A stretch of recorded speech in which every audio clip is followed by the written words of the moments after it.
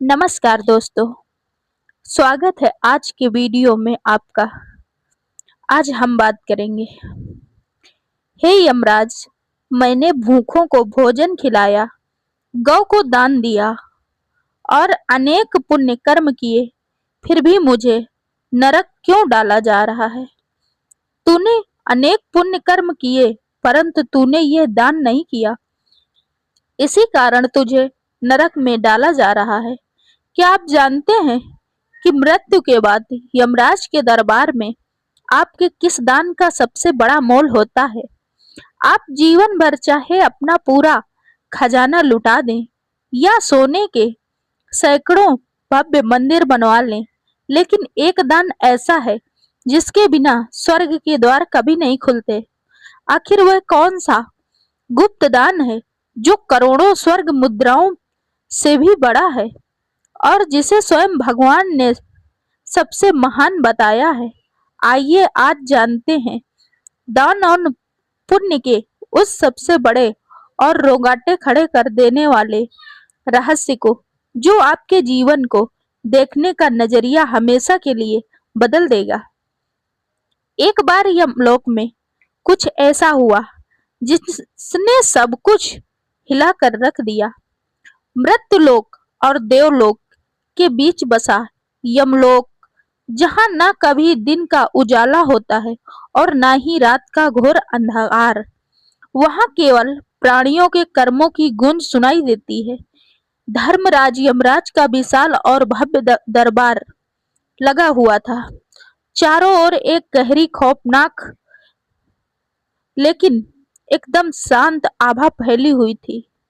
इस दरबार में कभी किसी के साथ अन्याय नहीं होता, केवल लेकिन आज यमलोक के विशाल द्वार पर दो आत्माएं एक साथ आकर खड़ी हुई, जिनके कर्मों के हिसाब ने खुद चित्रगुप्त को भी गहरे सोच में डाल दिया था। उनमें से एक आत्मा के चेहरे पर राजसी तेज और घमंड साफ छलक रहा था। ये आर्यावर्त के सामान्य सबसे महान और अत्यंत अमीर राजा देवव्रत की आत्मा थी। वहीं दूसरी आत्मा बिल्कुल सिकड़ी हुई, डरी हुई और अत्यंत शांत थी। यह एक गरीब, बेसहारा और अनजान से गांव की आत्मा थी। दरबार में भारी सन्नाटा पसरा था।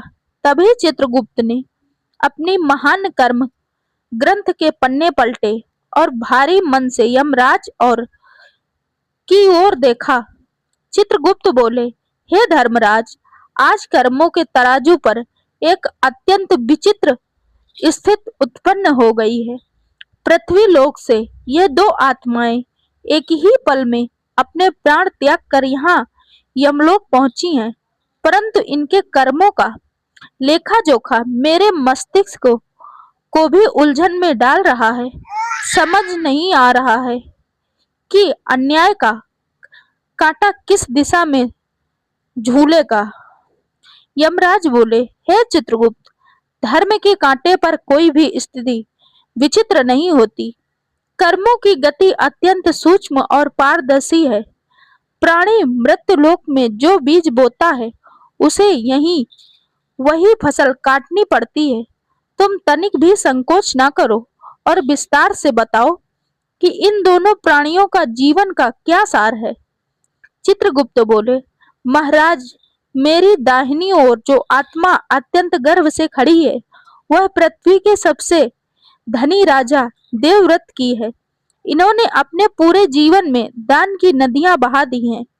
इन्होंने 100 से अधिक भव्य मंदिरों का निर्माण कराया है। अपनी गौशाला से 10,000 कामधेनु समान गायों का दान किया है और हर पूर्णिमा के दिन अपने राज्य के ब्राह्मणों और निर्धनों को स्वर्ण मुद्राएं बांटी हैं। इनका नाम पूरी पृथ्वी पर दानवीर और धर्म रक्षक के रूप में गूंजता है।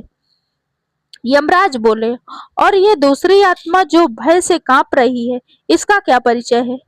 चित्रगुप्त बोले, हे माधव, तो प्रभु एक अत्यंत दरिद्र और अभागा इंसान, इसके पास जीवन में कभी 2 वक्त का भरपेट भोजन नहीं रहा है। इसने अपना पूरा जीवन केवल दूसरों के खेतों में मिट्टी खोदकर बिताया और अंत में एक सपित और भयानक जंगल में भूख और प्यास से तड़पकर इसकी मृत्यु हो गई। महाराज, इसने अपने पूरे जीवन में कभी किसी को एक तांबे का सिक्का या अन्न का एक दाना भी नहीं दान नहीं किया, क्योंकि इसके पास अपना पेट भरने को ही कुछ नहीं था।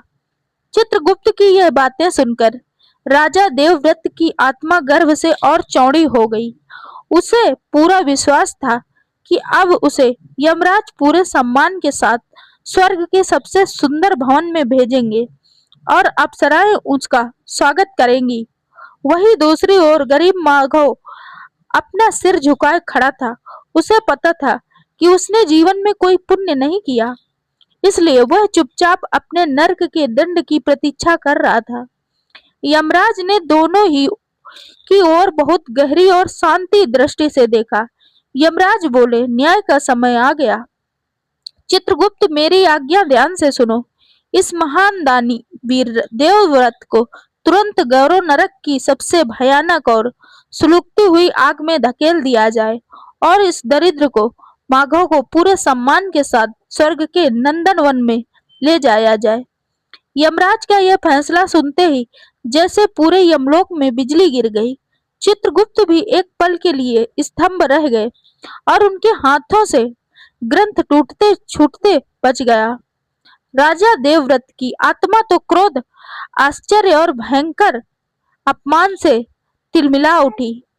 वह अपने सामने खड़े साक्षात मृत्यु के देवता को भूलकर जोर से चीख पड़ा। राजा देवव्रत बोले, रुकिए धर्मराज, ये कैसा अंधेरा है? ये कैसा न्याय कर रहे हैं आप? क्या यमलोक के तराजू में जंग लग गया है? मैंने अपना पूरा खजाना लोगों पर लुटा दिया। मैंने बनवाए भव्य मंदिरों में आज भी आपके देवताओं की पूजा होती है।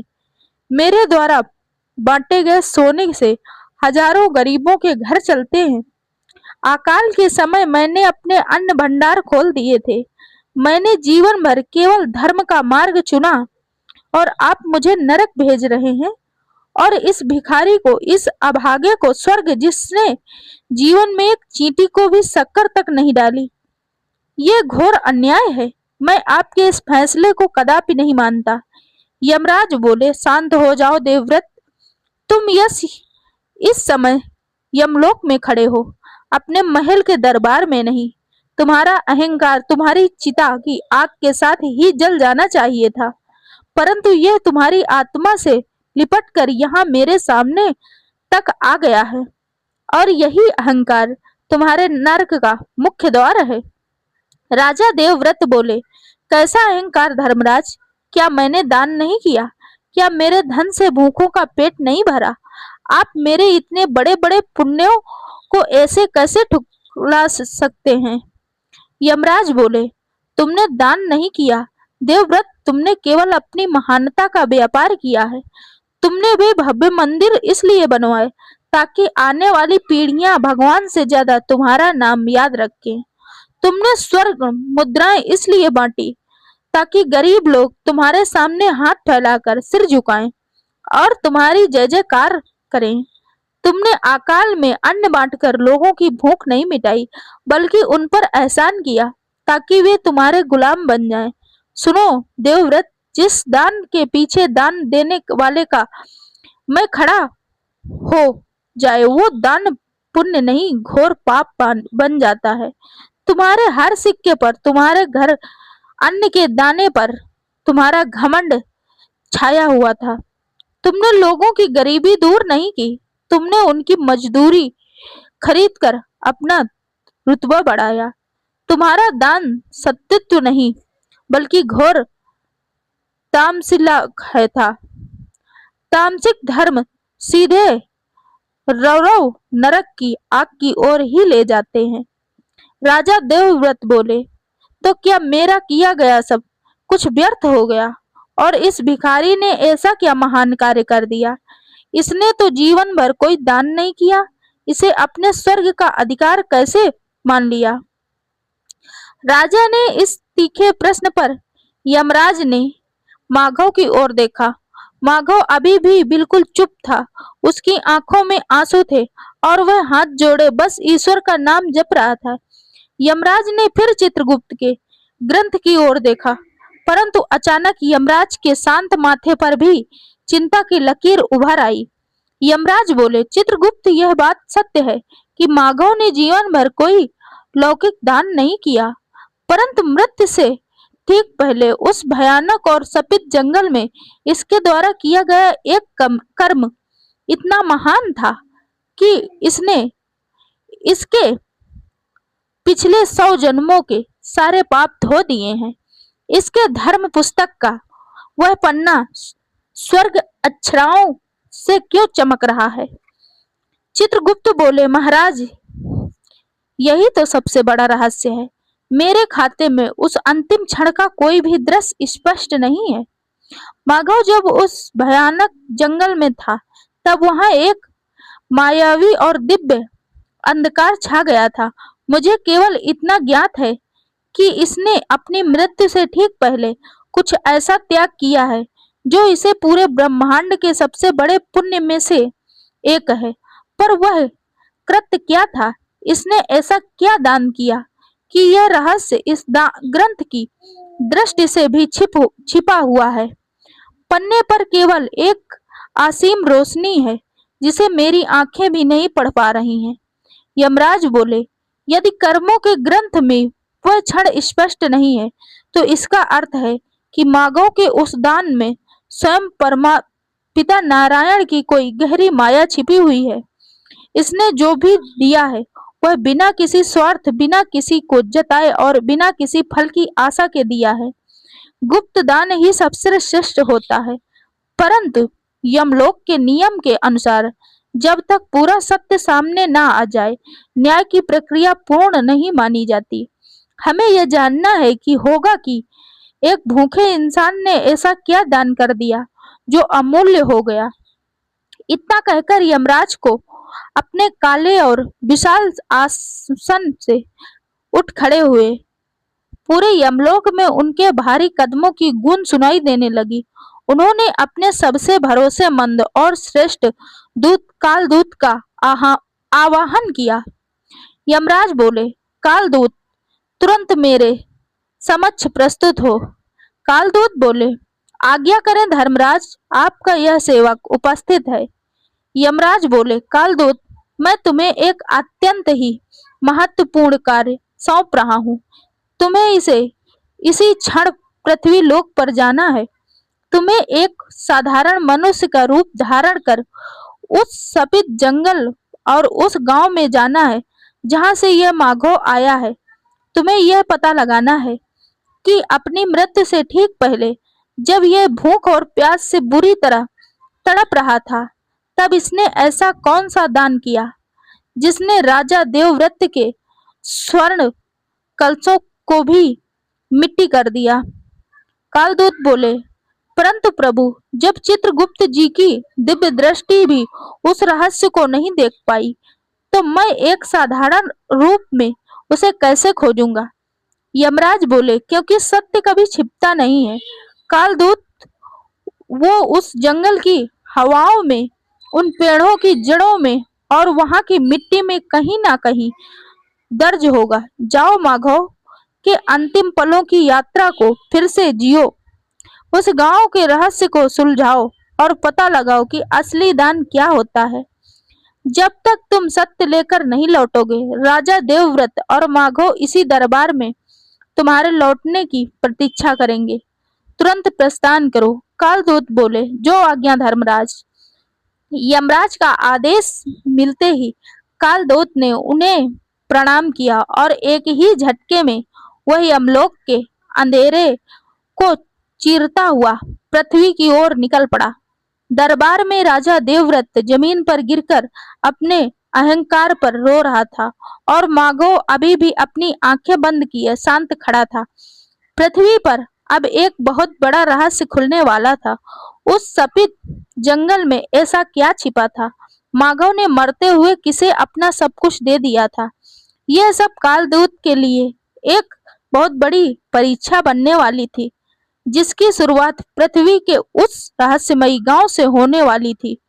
पृथ्वी लोक पर रात का अंधकार पूरी तरह छा चुका था। घने काले बादलों के बीच से झांकता हुआ चंद्रमा भी अपनी रोशनी धरती तक पहुंचाने में संग्रहित कर रहा था।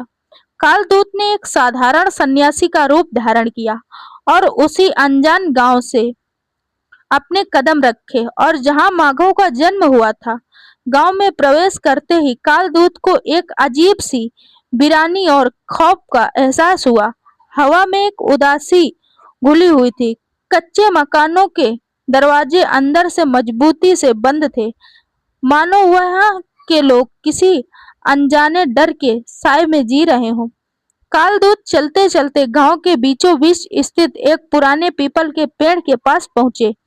वहां एक अत्यंत वृद्ध आदमी, जिसके चेहरे पर जीवन भर के दुख की लकीरें थी, एक छोटी सी आग जलाकर तप रहा था। कालदूत उस वृद्ध के पास जाकर रुके। कालदूत बोले, हे तात प्रणाम, मैं एक दूर देश का यात्री हूँ। रास्ता भटक कर इस गांव में आ पहुंचा हूँ। क्या रात बिताने के लिए यहाँ कोई सुरक्षित स्थान और पेट की आग बुझाने के लिए थोड़ा अन्न मिल सकता है? वृद्ध ग्रामीण बोले, सन्यासी महाराज, आप गलत समझ गए, पर गलत जगह आ गए हैं। यह चंदनपुर गांव है, जिस पर अब देवताओं की कृपा नहीं, बल्कि एक भारी श्राप की छाया है। यहाँ के लोग खुद भूख और प्यास से मर रहे हैं। वे आपको क्या अन्न देंगे?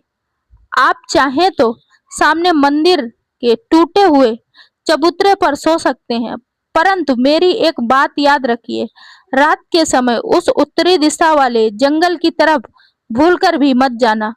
वह श्रापित वन है, जो भी वहां जाता है कभी लौट कर नहीं आता। कालदूत बोले, श्रापित वन तात में मैंने तो अपनी यात्रा में सुना था कि इस गांव में माघव नाम का एक अत्यंत सीधा और ईश्वर का परम भक्त रहता था। मैं उसी की खोज में यहाँ आया हूँ। क्या आप मुझे माघव के बारे में कुछ बता सकते हैं? माघव उस अभागे का नाम मत लीजिए महाराज, मेरा ही सगा भतीजा था। वे इस पूरे गांव में, बल्कि मैं तो कहूंगा इस पूरी धरती पर, उससे ज्यादा पवित्र आत्मा किसी की नहीं थी। लेकिन विधाता ने उसके भाग्य में केवल दुख लिखा था। बचपन में ही माता पिता का साया उठ गया था। वह दूसरों के खेतों में दिन रात जानवरों की तरह काम करता, लेकिन उसे मजदूरी में केवल इतना अनाज मिलता कि वह बस एक वक्त खाकर जिंदा रह सकते।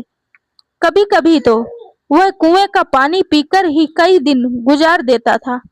पर महाराज, मजाल है कि उस लड़के ने अपनी इतनी भयंकर भूख को भी किसी के खेत से एक फल की भी चुराया हो।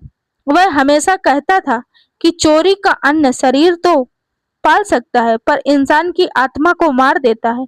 कालदूत बोले, यदि वह इतना ही सच्चा और धर्म के मार्ग पर चलने वाला था, तो फिर उसकी मृत्यु इस श्रापित जंगल में कैसे हुई? वो वहां क्यों गया था? वृद्ध ग्रामीण बोले, क्योंकि यह गांव और हम सब अत्यंत स्वार्थी हो गए थे महाराज। पिछले महीने यहाँ भयंकर सूखा पड़ा, खेतों में गहरी दरारें आ गई। हमने अपने अपने घरों के बचे हुए अनाज छिपा लिए। माघव के पास तो पहले से ही कुछ नहीं था। वह 5 दिन तक भूखा से तड़प रहा था। वह गांव के हर दरवाजे पर गया, उसने हाथ जोड़ा, लेकिन किसी ने उसे एक मुट्ठी अनाज नहीं दिया। भूख से उसकी आंखें अंदर से घुस गई थी, शरीर कांपने लगा था।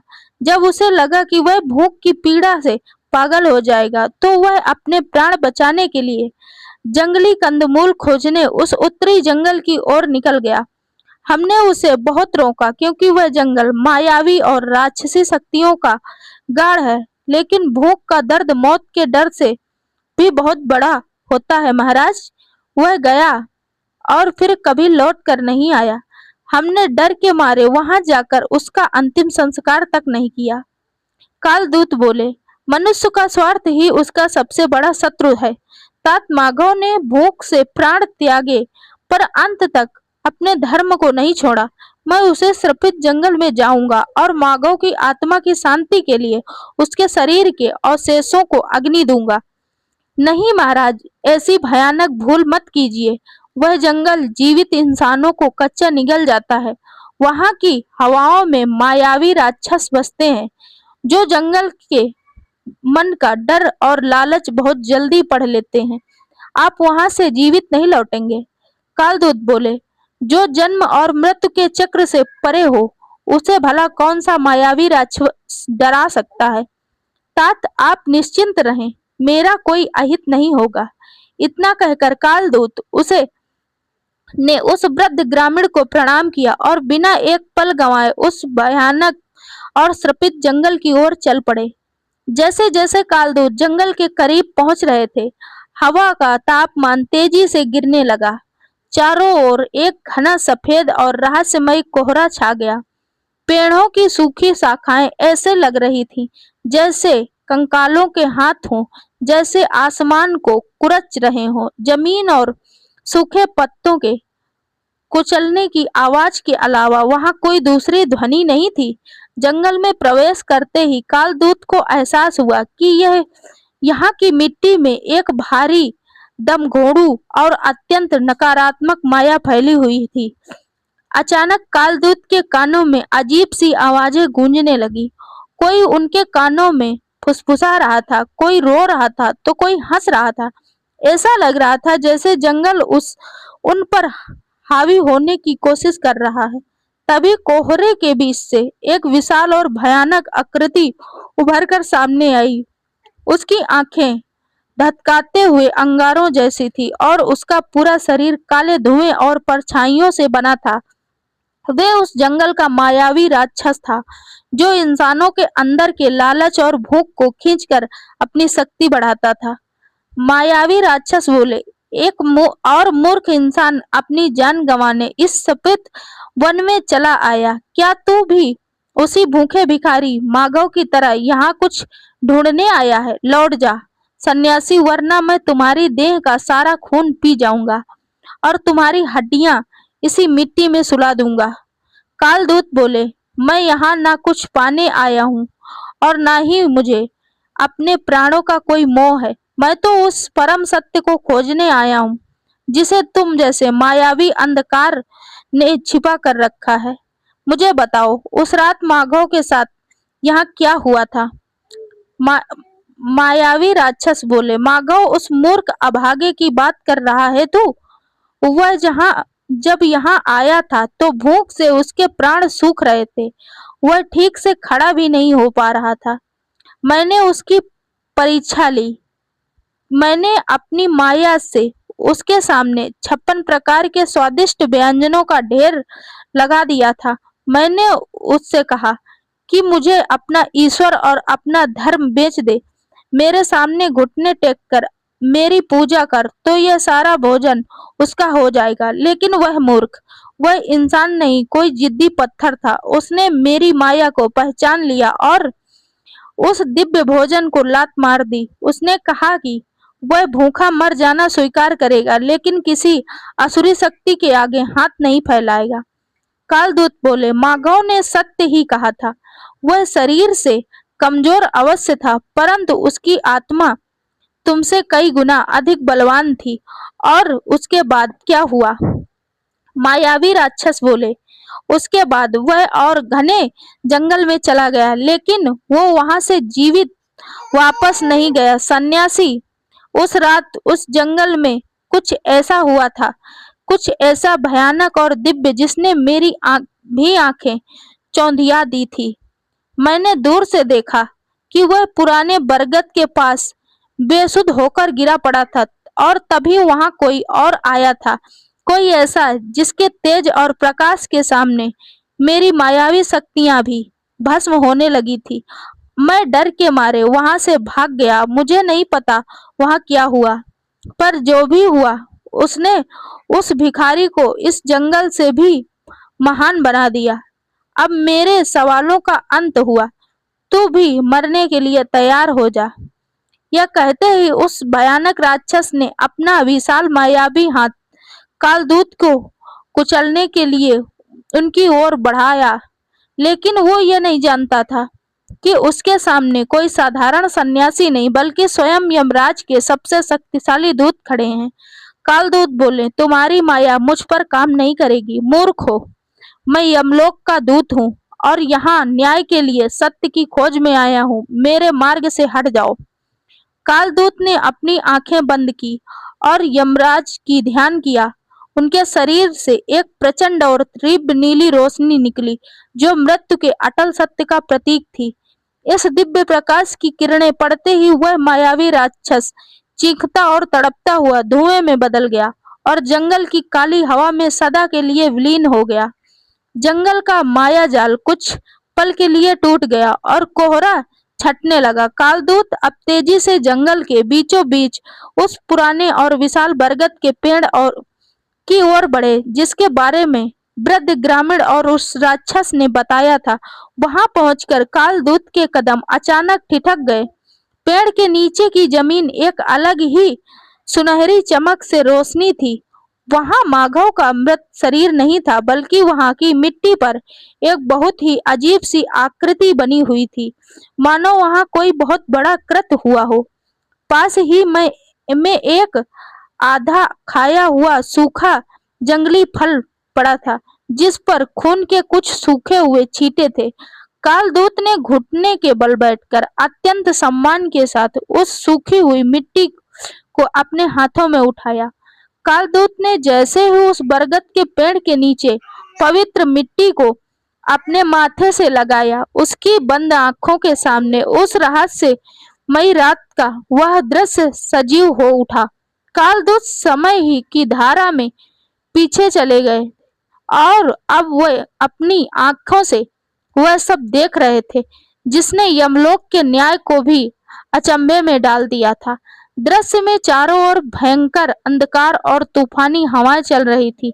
माघव उस पुराने बरगद के पेड़ के नीचे आधा बेहोश पड़ा था। उसकी पसलियां उसके शरीर से बाहर झांक रही थीं, ओठ सूख कर फट चुके थे और आंखों की रोशनी भूख के कारण लगभग जा चुकी थी। वो अपनी अंतिम सांसें गिन रहा था, तभी उसकी कांपती हुई अंगुलियों से जमीन पर पड़ा एक छोटा सा सूखा हुआ जंगली फल टकराया। वो उस जंगल का आखिरी फल था। जीवन की अंतिम उम्मीद पाकर माधव के शरीर में जैसे एक पल के लिए प्राण लौट आए हों।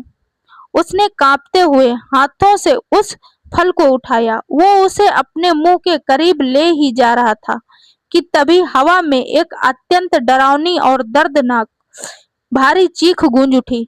माधव ने अपनी भारी पलकें उठाकर देखा। उसके सामने कोहरे की चीरता हुआ एक अत्यंत भयानक और विभत्स प्राणी खड़ा था।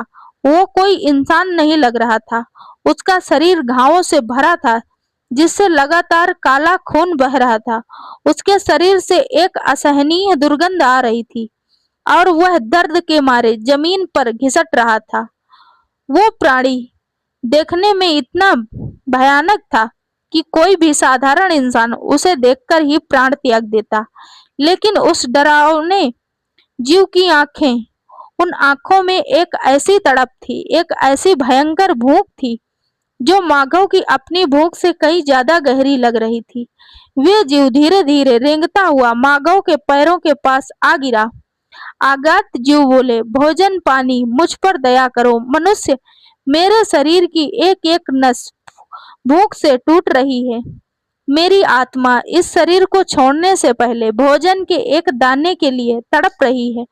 मैं कई युगों से भूखा हूँ, मुझे कुछ खाने के दे दो, वरना मेरी आत्मा कभी शांति नहीं होगी।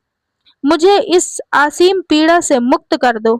कालदूत यह सब अपनी दिव्य दृष्टि से देख रहे थे और उनके रोंगटे खड़े हो गए थे। माधव खुद मृत्यु के मुहाने पर था। उसके हाथ में वह एक छोटा सा फल उसके अपने जीवन की आखिरी उम्मीद था। वह बहुत डरा हुआ था। उसे लग रहा था कि यह भयानक जीव उसे मारकर खा जाएगा, लेकिन तभी माधव ने अपनी आंखें बंद की और उसके मन का सारा डर शांत हो गया। उसने अपने हाथों में उस छोटे से फल को देखा और फिर उस तड़पते हुए डरावने जीव की आंखों में देखा। माधव के भीतर भी करुणा ने उसके शरीर की सारी भूख को हमेशा के लिए मिटा दिया। माधव बोले, हे अज्ञात प्राणी, मैं नहीं जानता तुम कौन हो, तुम इंसान हो या कोई श्रपित प्रेत, लेकिन मैं तुम्हारे भीतर की इस असहनीय पीड़ा को समझ सकता हूँ, क्योंकि इसी पीड़ा से मैं भी गुजर रहा हूँ। मेरे पास तुम्हें देने के लिए कोई 56 भोग नहीं है, केवल यह एक सूखा फल है। शायद इसे खाने से मेरे शरीर के प्राण कुछ और पल टिक जाएं, लेकिन तुम्हारा दुख मुझसे कहीं अधिक बड़ा है।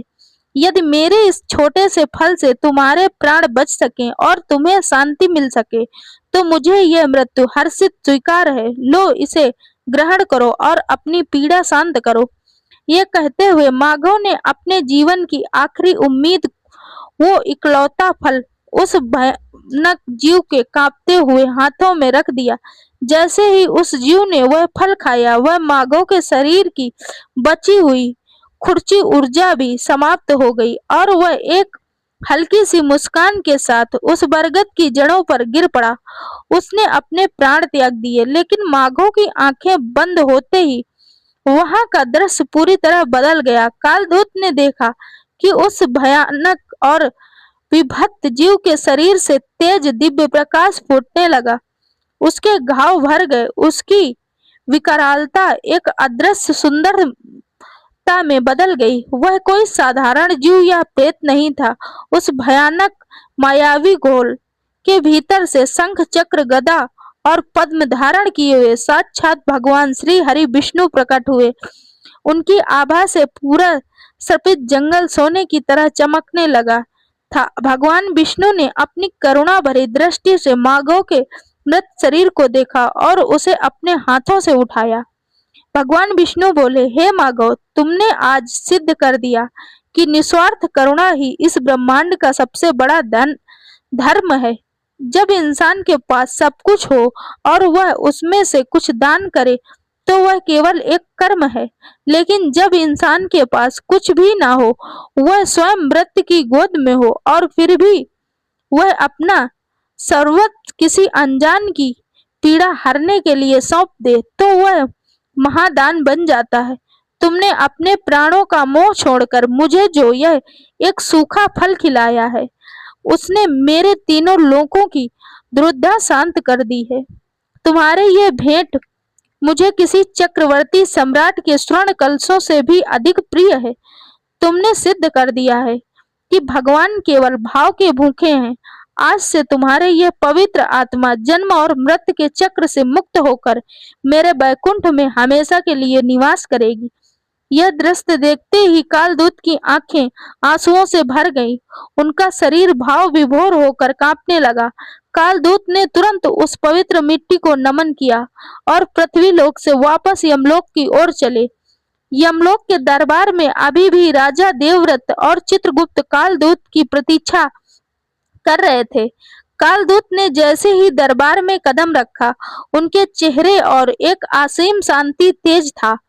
उन्होंने दोनों हाथ जोड़कर यमराज को प्रणाम किया। कालदूत बोले, हे धर्मराज, मुझे मेरे प्रश्नों का उत्तर मिल गया। सत्य सचमुच उस भयानक जंगल की मिट्टी में छिपा हुआ था। चित्रगुप्त जी का ग्रंथ इसलिए उस कृत को नहीं देख पाया क्योंकि वहां स्वयं पालनहार नारायण अपनी माया के साथ मौजूद थे। इसके बाद कालदूत ने विस्तार से वह सब कुछ बताया जो उन्होंने अपनी दिव्य दृष्टि से देखा था। कैसे एक भूखे माधव ने अपना आखिरी निवाला एक भयानक और डरावने जीव को दिया और कैसे उस जीव के रूप में स्वयं नारायण ने वह दान स्वीकार किया। कालदूत की बातें सुनकर पूरे यमलोक में सन्नाटा छा गया। चित्रगुप्त ने सम्मान से अपना सिर झुका लिया।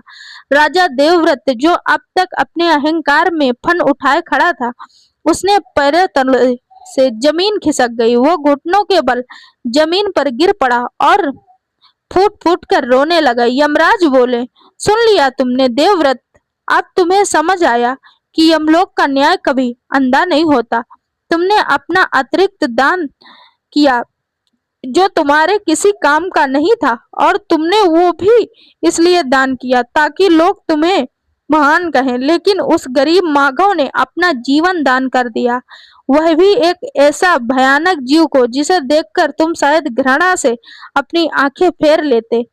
राजा देवव्रत बोले, मुझे क्षमा कर दें धर्मराज, मेरे ज्ञान के नेत्र आज खुल गए हैं। मेरा दान केवल मेरे अहंकार का एक प्रदर्शन था। माधव का त्याग ही असली धर्म है। मैं अपने कर्मों का दंड भोगने के लिए तैयार हूँ। यमराज बोले, देवव्रत, इस पूरे ब्रह्मांड का सबसे बड़ा सत्य यही है, जो वस्तु आपकी जरूरत की नहीं है उसे देना दान नहीं बल्कि मोह से मुक्ति मात्र है। असली दान वो है जब तुम उस चीज को किसी जरूरतमंद को सौंप दो जिसकी तुम्हें खुद सबसे अधिक आवश्यकता हो। जब तुम किसी को कुछ देते समय ये भूल जाओ कि तुम देने वाले हो और लेने वाले को भगवान का रूप समझकर कृतज्ञ जाओ, तब वह दान सीधा ईश्वर तक पहुंचता है। माधव के उस सूखे फल ने उसे बैकुंठ का अधिकार बना दिया और तुम्हारे करोड़ों स्वर्ण मुद्राएं तुम्हें ही पैरों की बेड़ियां बन गई।